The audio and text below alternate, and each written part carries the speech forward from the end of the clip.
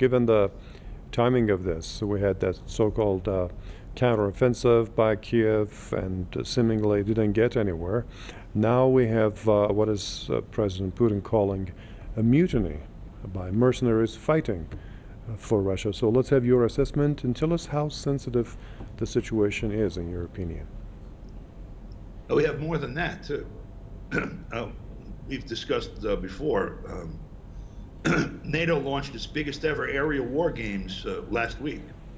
Mm-hmm. And they have 250 aircraft, 10,000 troops from 25 NATO partners added to the deployments that are all along Russia's borders and, in the Baltics and all of that. So NATO has basically been preparing for a war, for decades, but they've essentially deployed. And we also heard, by the way, I was traveling following Kennedy's campaign this past week up in New Hampshire, and I heard from several people where military bases are in different parts of the United States that there was all kinds of activity and then people leaving, troop transports and equipment leaving to go abroad.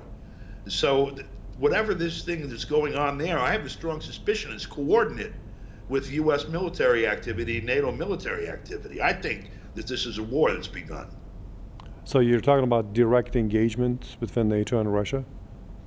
I'm talking about, with our friend that is playing Julius Caesar here, thinking that the River Don is the Rubicon, and that he's going to bring his little army into the city of Moscow, like Julius Caesar did into Rome.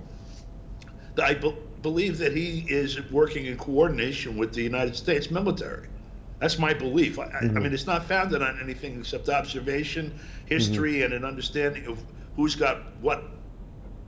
Okay. This would be the only route, really, that the U.S. could insert troops into Russia without provoking a response that would be, brutal upon the United States and Europe. And it may well end up being that anyway, but it's different to just turn someone who's already on the ground. And this is a mercenary.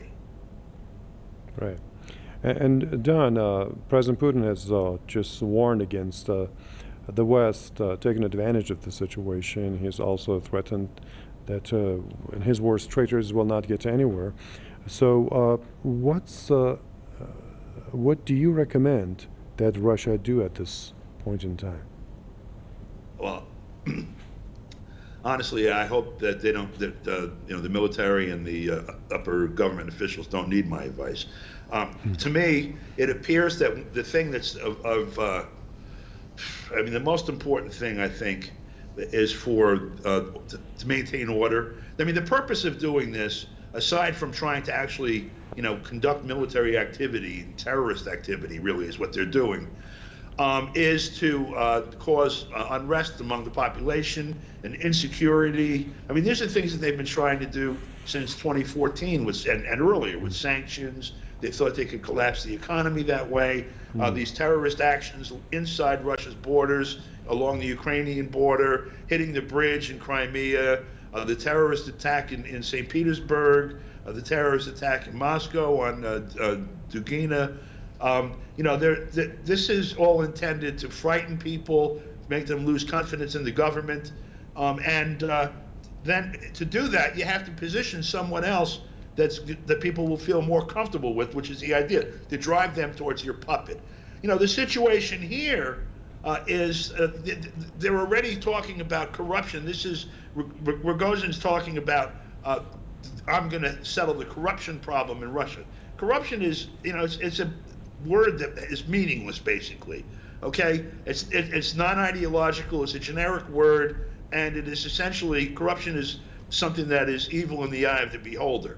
And so, for him to be talking about corruption while he's been in Ukraine, the most corrupt country on the planet by every measure, and deciding that he needs to take military action against Russia instead of Ukraine, where he was positioned, tells you everything about it. It's a lot of nonsense. This is a military action, a treasonous action against Russia by this particular Russian who's in charge of this operation, and it is obvious from the outside that he's doing it in tandem with the U.S.